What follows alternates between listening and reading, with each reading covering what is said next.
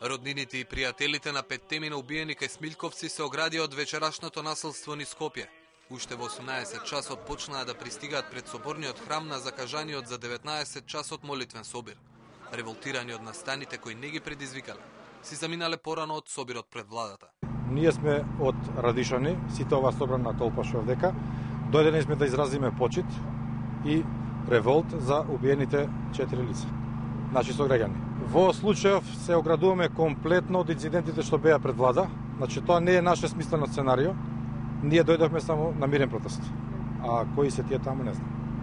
Дали сметате дека некој ги организира тие? Не можам да тврдам кој ги организира, како ги организира. Ова веќе се случи еднашка во Радишани, да разбија толпа, да се случат инциденти.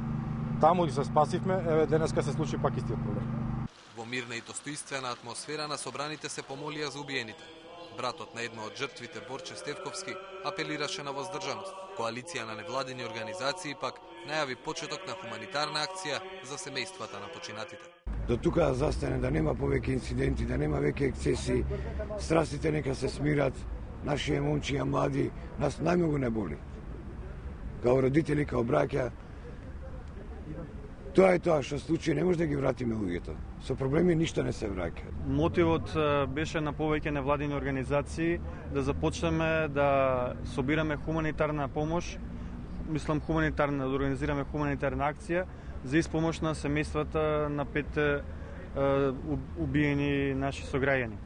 Граѓаните кои денеска изразија тагата во соборниот храм, уште еднаш порача надлежните да ги најдат убиците. За жртвите рекоа биле мирни луѓе, кои никому не сгрешиле во животот.